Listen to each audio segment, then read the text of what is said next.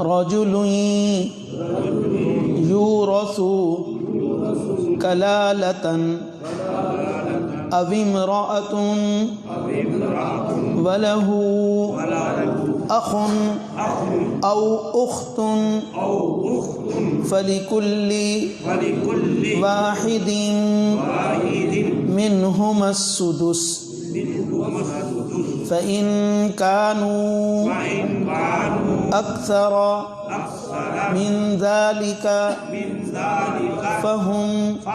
شركاء في الثلث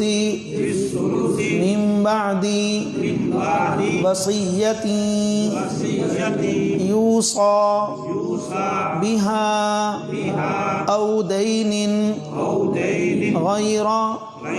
مضار وصية من الله والله عليم حليم تلك حدود الله ومن يطع الله ورسوله يدخله جنات تجري من تحتها الأنهار خالدين فيها وذلك الفوز العظيم ومن يعص الله ورسوله ويتعدى حدوده يدخله نارا خالدا فيها وله عذاب مهين صدق الله العظيم اللهم صل على سيدنا محمد وعلى آل سيدنا محمد وبارك وسلم وإن كان رجل اور اگر ہے مرد یورث کہ وارث بنایا گیا ہے کلالتن کلالہ کی شکل میں او امرأہ یا عورت ہے وَلَهُ أَخٌ اور اس کا ایک بھائی ہے او اخت یا ایک بہن ہے فَلِكُلِّ وَاحِدٍ پس ہر ایک کے لیے منہما ان دونوں میں سے السدس چھٹا حصہ ہوگا فَإِن كَانُوا پس اگر ہیں وہ اکثر زیادہ من ذالک اس سے فَهُمْ شُرَكَاءُ فِي الثُّلُثِ پس وہ شریک ہوں گے تہائی مال میں من بعد وصیت بعد اس وصیت کے یوصی بہا جو وصیت کی گئی ہے اس مال کے بارے میں او دین یا بعد اس قرضے کے غیر مضار جو نقصان دینے والا نہیں ہے وصیۃ من اللہ اور یہ تاکید ہے یہ حکم ہے یہ وصیت ہے اللہ کی طرف سے واللہ علیم حلیم اور اللہ تعالیٰ جاننے والا ہے حوصلے والا ہے تلک حدود اللہ یہ اللہ کی حدیں ہیں ومن یطع اللہ ورسولہ اور جو اطاعت کرے گا اللہ کی اور اس کے رسول کی یدخلہ جنات تجری وہ اللہ داخل کرے گا اس کو باغات میں جاری ہوتی ہیں من تحتہا اس کے نیچے سے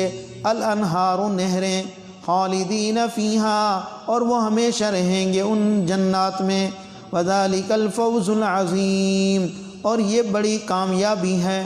ومن یعص اللہ اور جو نافرمانی کرے گا اللہ کی ورسولہ اور اس کے رسول کی ویتعد حدودہ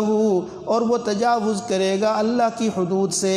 یدخلہ نارا وہ اللہ داخل کرے گا اس کو آگ میں خالدن فیہا اور وہ ہمیشہ رہے گا اس آگ میں وَلَهُ عَذَابٌ مُّهِينٌ اور اس کے لیے عذاب ہوگا ذلتناک۔ ہم اس رکوع میں وراثت کے مسائل پڑھتے چلے آ رہے ہیں یوصیکم اللہ فی اولادکم، وہاں سے سورۃ نساء کا دوسرا رکوع شروع ہوا اور اس وقت سے لے کر اس رکوع کے اختتام تک اللہ تعالیٰ نے وراثت کے مسائل بیان کیے، جن میں پہلے اولاد کے حصوں کا ذکر آیا کہ اولاد کو کتنا حصہ ملنا ہے، پھر اللہ نے والدین کے حصے بیان کیے اس کے بعد جو ہے خاوند بیوی زوجین کے حصے بیان کیے۔ آج جو ہم نے آیات پڑھی ہیں، ان آیات میں اللہ تعالیٰ نے کلالے کا مسئلہ بیان کیا ہے، کلالے کی وراثت۔ کلالہ کون ہوتا ہے؟ یہ مرد بھی ہوتا ہے، عورت بھی ہوتی ہے۔ کلالہ اس شخص کو کہتے ہیں جس کے نہ اصول ہوں اور نہ فروع ہوں،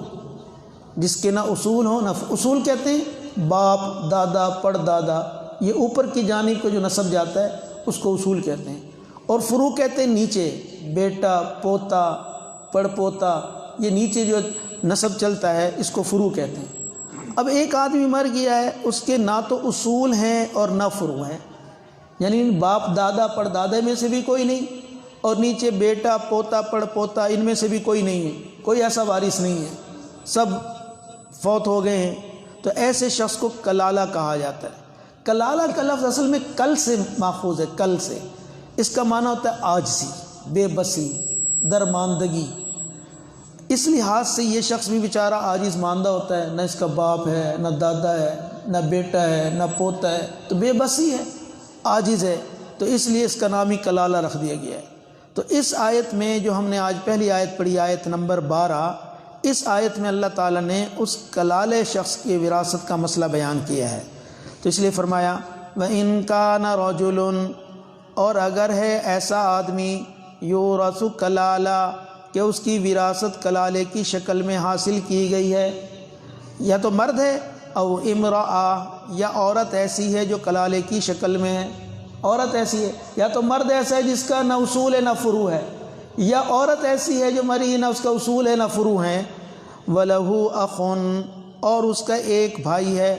وہ جو کلالہ مرد ہے یا کلالہ عورت ہے اس کا ایک بھائی ہے، باپ بیٹا میں سے بھی کوئی نہیں، اور اسی طریقے سے پوتا اور دادا میں سے بھی کوئی نہیں، اور پڑ دادا اور پڑ پوتے میں سے بھی کوئی نہیں ہے، اس کا صرف ایک بھائی ہے، او اختن، یا ایک بہن ہے۔ اب ظاہر ہے اس مرنے والے کے والدین یا اولاد میں سے تو کوئی ہے نہیں، صرف اس کا ایک بھائی یا ایک بہن ہے۔ اس بھائی اور اس بہن سے کیا مراد ہے؟ تو مفسرین کا اس بات پر اتفاق ہے کہ اس سے مراد اخیافی بہن بھائی ہے۔ میں نے بتایا تھا کہ تین طرح سے بہن بھائی ہوتے ہیں، ایک ہوتے ہیں عینی، حقیقی، کہ جن کا باپ بھی ایک ہوتا ہے، ماں بھی ایک ہوتا ہے، جن کو ہم کہتے ہیں سگے بہن بھائی، اور دوسری قسم ہوتی ہے اللاتی، کہ باپ تو ایک ہوتا ہے، ماں الگ الگ ہوتی ہے، اور تیسرے بہن بھائی ہوتے ہیں اخیافی، کہ ماں تو ایک ہوتی ہے لیکن باپ جدا جدا ہوتا ہے۔ یہاں اللہ تعالیٰ جس بھائی بہن کی بات کر رہے ہیں اس سے مراد نہ تو حقیقی بہن بھائی ہیں نہ اللاتی بہن بھائی ہیں، بلکہ اخیافی بہن بھائی ہیں، کہ جو ماں کی طرف سے تو ایک ہیں لیکن ان کے باپ جو ہیں وہ الگ الگ ہیں، کیونکہ حقیقی تو وہ ہوتے ہیں جن کے ماں باپ دونوں ایک ہوں، اور اللاتی وہ ہوتے ہیں جن کا باپ ایک ہو اور ماں الگ الگ ہو۔ یہاں اللہ رب العالمین اس آیت میں جس بہن بھائی کی بات کر رہے ہیں، تمام مفسرین فرماتے ہیں اس سے مراد اخیافی بہن بھائی ہیں، اور اس کی وجہ کیا ہے کہ یہاں اس سے مراد کیوں لیا گیا اخیافی بہن بھائی؟ اس کی دو وجوہات ہیں۔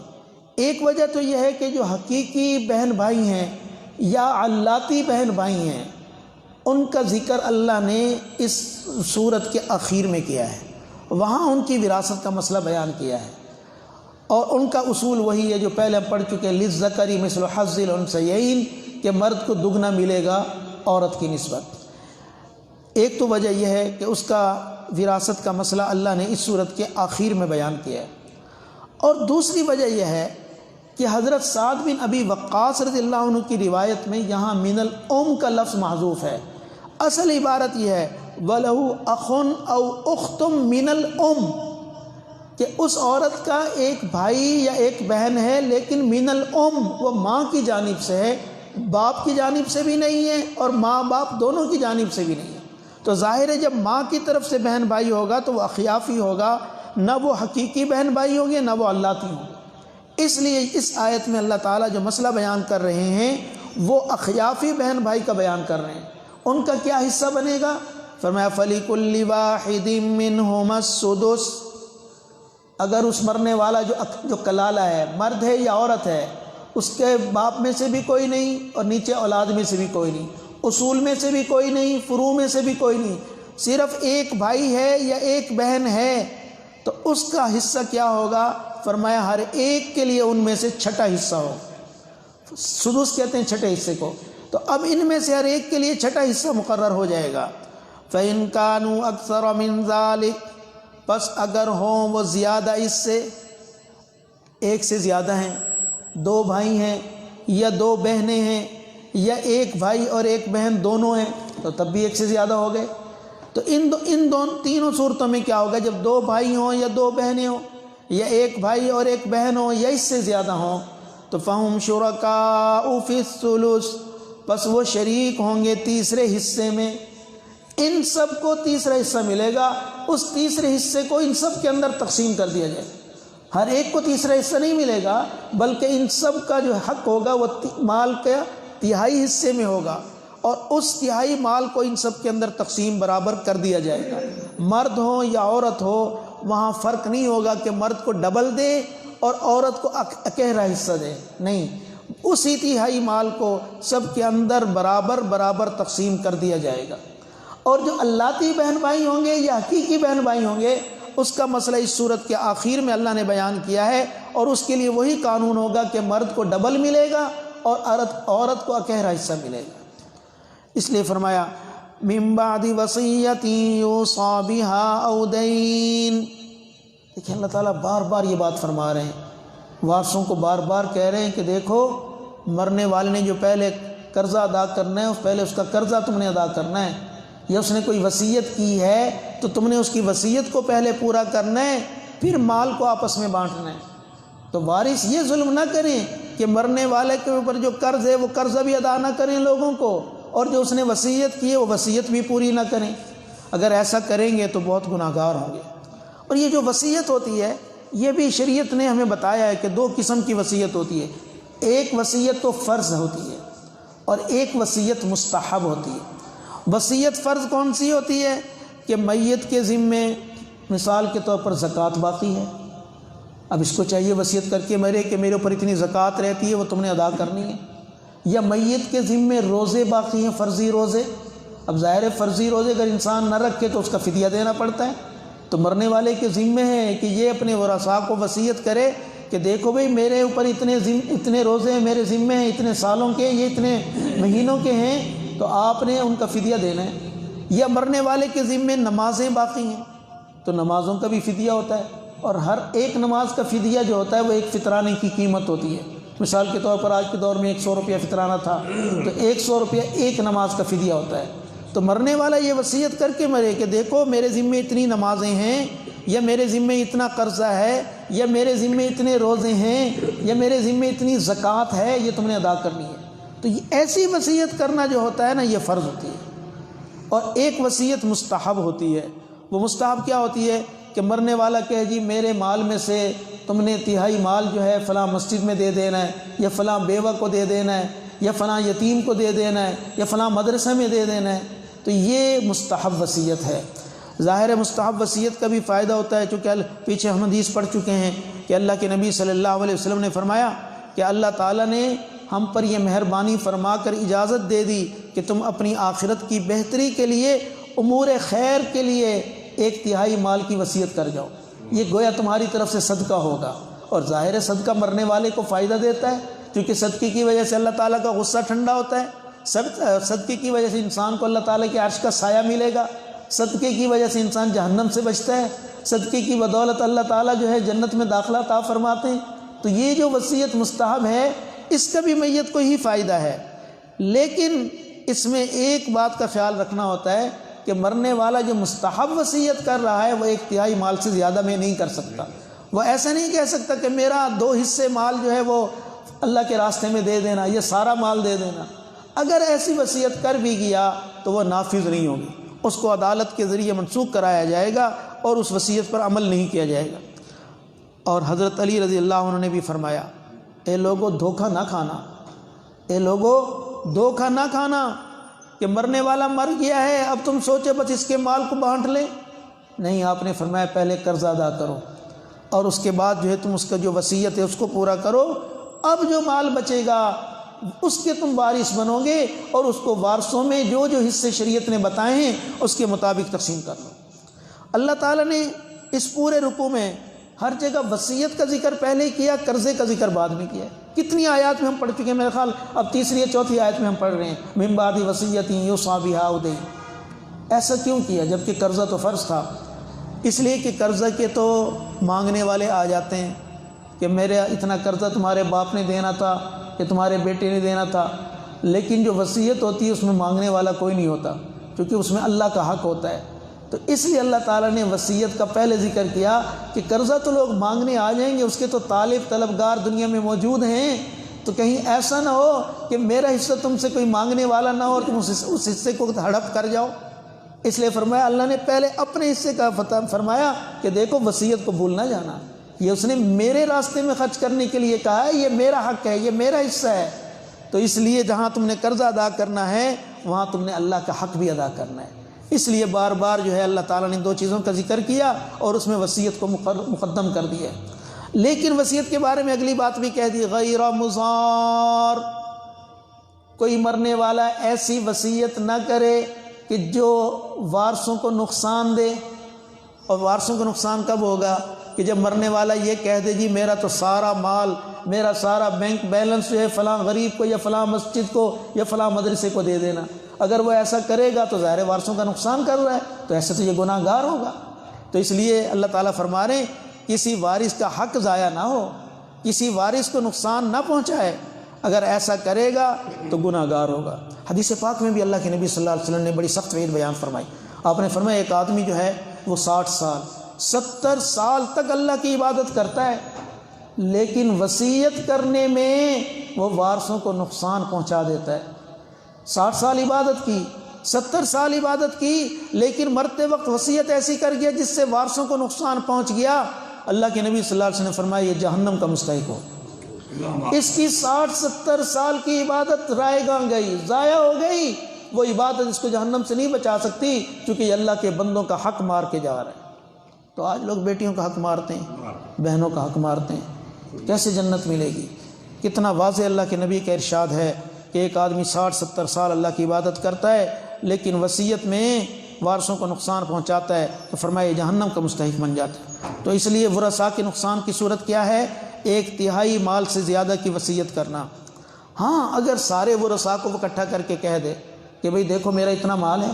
50 لاکھ ہے مثلا، اب وہ کہتا ہے جی میں 25 لاکھ جو ہے فلاں مسجد کو دینا چاہتا ہوں، تو اگر سب ورثاء خوشی سے کہہ دیں ٹھیک ہے آپ دے دو،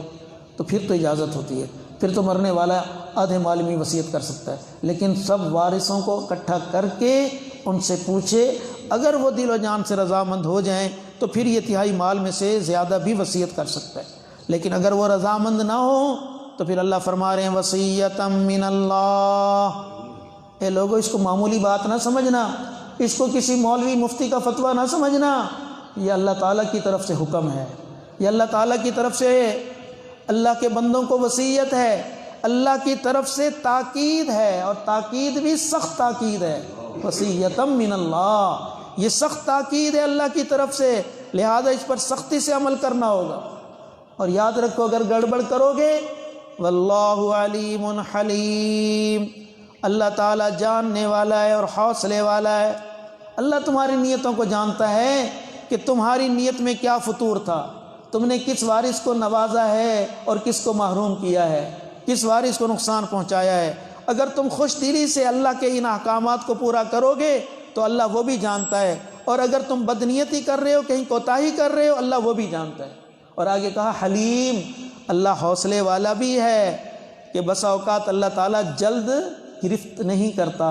ڈھیل دیتا ہے، اور بندہ سمجھتا ہے شاید میں جو کر رہا ہوں صحیح کر رہا ہوں، نہیں، فرمایا اللہ تعالیٰ جو ہیں وہ حوصلے والے ہیں، وہ مجرمین کو پکڑتے ہیں لیکن پکڑنے میں بعض اوقات تاخیر کر لیتے ہیں، تو اس لیے اس کی گرفت سے بچ کوئی نہیں سکتا، اس لیے فرمایا حلیم۔ تلک حدود اللہ، کتنی اللہ تعالیٰ تاکید فرما رہے ہیں۔ فرمایا یہ دیکھو یہ جتنے بھی احکام ہم نے وراثت کے بیان کیے ہیں یہ اللہ تعالیٰ کی حدود ہیں، یہ اللہ کی حد ہیں، اللہ نے حد بنا دی ہے، حد باندھ دی ہے، اگر تم ان حدوں کو کراس کرو گے تو جہنم میں جاؤ۔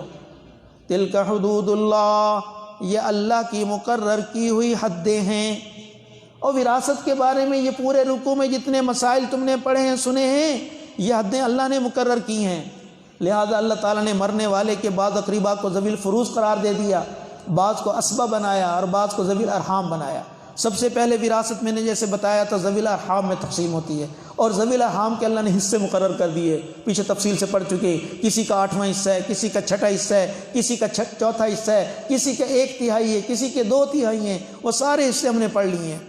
اور اسبہ وہ کہلاتے ہیں جیسے بیٹا ہے، پوتا ہے، باپ ہے، یہ دادا وغیرہ، یہ اسبہ میں آتے ہیں، اور چچا کی اولاد ہوئی، چچا، یہ سب اس میں آتے ہیں۔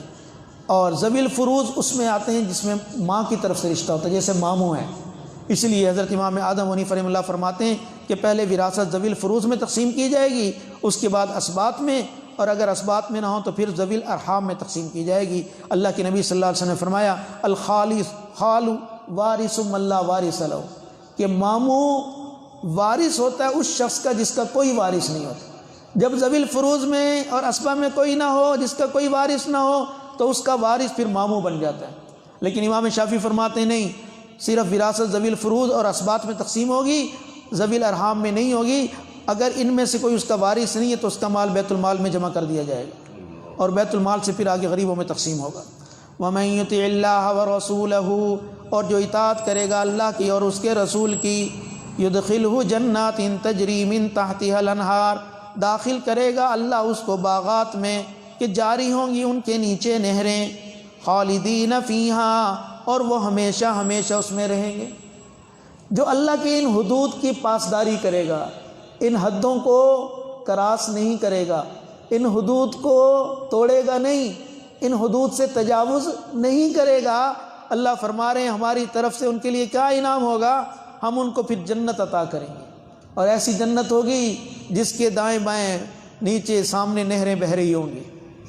اور یہ داخلہ عارضی نہیں ہوگا۔ خالدین فیہا، یہ جنت میں جو داخلہ ہوگا یہ کسی خاص مدت کے لیے نہیں بلکہ یہ ہمیشہ ہمیشہ کے لیے ہوگا۔ بس جو ایک دفعہ جنت میں داخل ہو گیا اب وہ کبھی جنت سے نکلے گا نہیں، کبھی نہیں اس کو نکالا جائے گا، ہمیشہ ہمیشہ جنت میں رہے گا۔ وَذَلِكَ الْفَوْزُ الْعَظِيمُ، اور یہ بہت بڑی کامیابی ہے، اس سے بڑی کامیابی ہے ہی نہیں۔ اس لیے کہ جو جنت میں چلا گیا تو ظاہر ہے اس کو جنت کی ساری نعمتیں مل گئیں، جنت کے محلات، جنت کے قصور، جنت کی حور، جنت کے غلمان، جنت کے خدام، جنت کی نہریں اور جنت کے مطعومات، اور جنت کی شراب کی نہر، دودھ کی نہر، پانی کی نہر، یہ ساری نہریں اس کو ملیں گی، شہد کی نہریں، یہ سب جنتی کو ملیں گی۔ اس لیے فرمایا اللہ جو جنت میں داخل ہو گیا سمجھ لو وہ اللہ تعالیٰ کی رحمت کے مقام میں چلا گیا، اب اس کو کبھی وہاں سے نکالا نہیں جائے گا، تو یہ بڑی کامیابی ہے۔ اس لیے قرآن میں ہم نے پیچھے بھی سورۃ آل عمران ختم کی تو ہم نے اس کے آخر میں پڑھا تھا فَمَنْ زُحْزِحَ عَنِ النَّارِ وَأُدْخِلَ الْجَنَّةَ فَقَدْ فَازَ، کہ جو جہنم سے بچ گیا اور جنت میں داخل ہو گیا فقد فاز، پکی اور سچی بات ہے کہ وہ کامیاب ہو گیا۔ اللہ ہم سب کو ایسی کامیابی عطا کر دے، اور یہی حقیقت بات، یہی بڑی حقیقی کامیابی اصل یہی ہے۔ باقی جتنی بھی کامیابی ہیں وہ عارضی ہیں، اس لیے کہ انسان اس اللہ تعالیٰ کو جب راضی کر کے جاتا ہے تو وہ علیین میں پہنچ جاتا ہے، وہ جنت کا ممبر بن جاتا ہے، وہ حضیرت القدس میں پہنچ جاتا ہے۔ باقی جتنی بھی کامیابی ہیں وہ عارضی ہیں، یہ حقیقی کامیابی ہے۔ جب انسان جنت میں داخل ہو گیا تو بس کامیاب ہو۔ اور اس کے برخلاف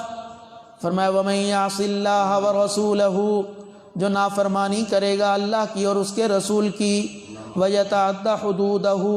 اور اس کی حدود سے تجاوز کرے گا، وارثوں کو حصہ نہیں دے گا، بہنوں کا حق مارے گا، بیٹیوں کا حق مارے گا، يُدْخِلْهُ نَارًا، اللہ اس کو داخل کرے گا جہنم میں،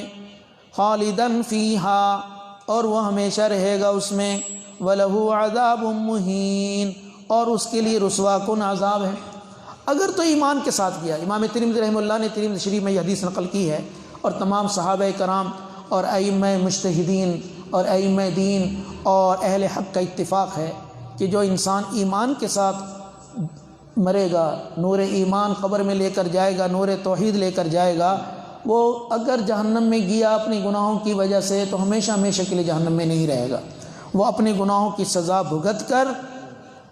ہمیشہ ہمیشہ کے لیے پھر جنت میں داخل ضرور ہوگا۔ لیکن اس کو گناہوں کی سزا بھگتنی پڑے گی۔ ایسا نہیں ہے کہ اس کے دل میں ایمان بھی ہو اور وہ جہنم میں جائے تو ہمیشہ ہمیشہ رہے۔ یہ ہمیشہ ہمیشہ کون رہیں گے جہنم میں؟ جو منافق ہوں گے، جو کافر ہوں گے، جو مشرک ہوں گے، جن کے دلوں میں نور ایمان، نور توحید نہیں ہوگا، یہ لوگ دائمی دوزخی ہوں گے۔ جن کے دلوں میں ایمان ہوگا وہ جہنم میں جائیں گے لیکن سزا پا کر آخر ان کا ٹھکانہ جنتی ہوگا۔ تو اسے فرمایا جو اللہ کی حدود کو تجاوز کرے گا اللہ تعالیٰ پھر اس کو ذلت ناک عذاب دے گا۔ اور بعض اوقات یہ ذلت ناک عذاب دنیا میں بھی ہو جاتا ہے، آخرت میں تو ہو نہیں۔ چنانچہ ایک شخص صوبہ سرحد کا رہنے والا تھا، خیبر پختونخوا کے علاقے کا، اس کو اللہ تعالیٰ نے بڑی وسعت عطا کی تھی، کئی سو مربع میل کا مالک تھا۔ اس نے کیا کیا؟ اس نے ساری وراثت بیٹوں کو دے دی، کہا لڑکیاں محروم ہیں، بیٹیوں کو کچھ نہیں دینا، ساری وراثت کن کے نام کر دی؟ بیٹوں کے نام کر دی۔ اللہ تعالیٰ نے اس کو دنیا میں عذاب دیا۔ دنیا میں عذاب کیا آیا کہ اللہ نے اس کو لقوے کی بیماری میں مبتلا کر دیا، اور اس کا ایک بیٹا جو ہے اس نے خودکشی کر لی، اور دوسرا بیٹا جو ہے اس نے اپنے آپ کو گولی مار لی اور وہ زخمی ہو گیا۔ اب یہ ساری زندگی اسی پریشانی میں الجھن میں رہا۔ ظاہر ہے اولاد کی پریشانی تو ماں باپ کو ہوتی ہے، بیٹوں کو تکلیف پہنچے تو ماں باپ کا دل تو بڑا دکھتا ہے۔ تو اللہ تعالیٰ پھر اس طریقے سے بندے کو دنیا میں ذلیل کرتے ہیں کہ خود کو بیماری میں مبتلا کر دیا اور اولاد کو اس طریقے سے تکلیف پہنچا دی، اور وہ تکلیف اولاد کو تو پہنچتی ہے، حقیقت میں ڈبل تکلیف ماں باپ کو پہنچ رہی ہوتی ہے۔ تو اس لیے فرمایا وَلَهُ عَذَابٌ مُّهِينٌ، اگر تم ان وارثوں کا صحیح حق ادا نہیں کرو گے، بیٹیوں کو محروم کرو گے، تو اللہ تعالیٰ کا عذاب پھر ذلتناک ہوگا۔ اور یہ بعض اوقات دنیا میں بھی اللہ عبرت کے طور پر ایسی مثالیں دکھاتے ہیں، اور آخرت میں تو پھر یقیناً ہوگا۔ تو اللہ تعالیٰ کی رسی ڈھیلی ضرور ہے، اللہ تعالیٰ رسی کو لمبا کر دیتے ہیں، لیکن ایسا نہیں ہوتا کہ بندہ کسی کے ساتھ زیادتی کر کے اللہ کی گرفت سے بچ جائے، ایسا نہیں ہوتا۔ تو اس لیے ہمیں اس بات کا خیال کرنا چاہیے کہ اللہ کے بندوں کو کبھی بھی ہم وراثت سے، ان کے حق سے محروم نہ کریں۔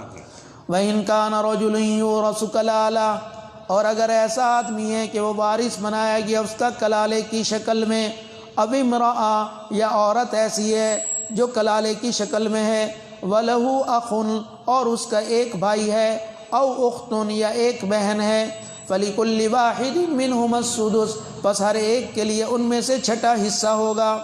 فَإِن كَانُوا أَكْثَرَ مِن ذَلِكَ، پس اگر ہوں وہ زیادہ ایک سے،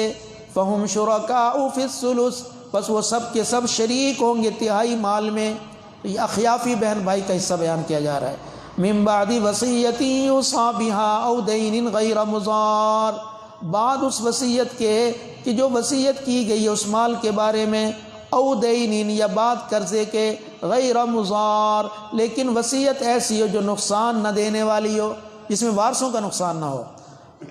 وصیۃ من اللہ، یہ سخت تاکید ہے تمہارے لیے اللہ کی طرف سے۔ واللہ علیم حلیم، اور اللہ تعالیٰ جاننے والا ہے، حوصلے والا ہے۔ اور باقی انسان وراثت میں آ کر اندھا ہو جاتا ہے۔ ہمارے ابھی قریب کی بات ہے، ہمارے ایک نمازی کی جو ہے وہ بیوی فوت ہو گئی، اب اس کا حصہ بنتا تھا۔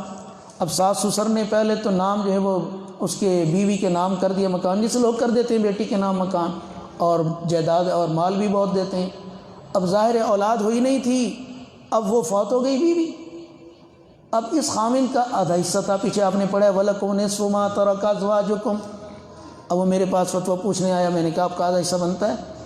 میں نے کہا آپ کوشش کرو، آپ کا حق ہے۔ اب جب یہ اس بیٹی کے ماں باپ کے پاس گیا کہ تم نے میرا حصہ تو مجھے دیں جو اس کے مال میں سے بنتا ہے، مکان تم نے اس کے نام کیا تھا تو آدھا تو میرا ہے، اور اس کے علاوہ جو بھی تم نے اس کو دیا تھا جو اس کی ملکیت تھا، سونا سے تھا، چاندی تھی اور فرنیچر تھا، جو بھی گھریلو سامان ہوتا ہے تو اس میں میرا آدھا حصہ بنتا ہے۔ نہیں مانا تو پھر اس نے مارکیٹ کے لوگوں کو لے گیا، اس نے کہا چلو شاید ان کی وجہ سے کوئی حیا کر دیں۔ تو جب انہوں نے جا کر بات کی، انہوں نے کہا دیکھو ہم مفتیوں سے پوچھ کر آئے ہیں، اس کا حصہ بنتا ہے اور یہ شریعت کا حکم ہے۔ اس نے کہا کیسی شریعت، کون سی شریعت؟ ایسا کہنے سے کافر ہو جاتا ہے انسان۔ انہوں نے صاف کہا، اور ظاہر میں ویسے بڑے دیندار ہیں، نمازیں پڑھنے والے ہیں، روزے رکھنے والے ہیں، سب کچھ کرتے ہیں، لیکن وراثت کے معاملے میں لوگ ڈرتے نہیں ہیں. صاف اس نے کہا، اس نے کہ کس کی شریعت، کون سی شریعت کی تم بات کر رہے ہو، کوئی حصہ نہیں ہم نے دینا، نہیں دیا. تو ایسے لوگوں پر پھر اللہ کا عذاب آتا ہے. تو اس لیے اللہ کیا فرما رہے ہیں، وصیۃ من اللہ، یہ سخت تاکید ہے اللہ کی طرف سے. واللہ علیم حلیم، اور اللہ تعالیٰ جاننے والا ہے، حوصلے والا ہے.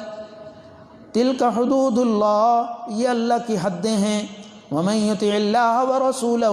جو شخص اطاعت کرتا ہے اللہ کی اور اس کے رسول کی، یدخلہ جنات تجری، داخل کرے گا اللہ اس کو جنتوں میں، باغات میں،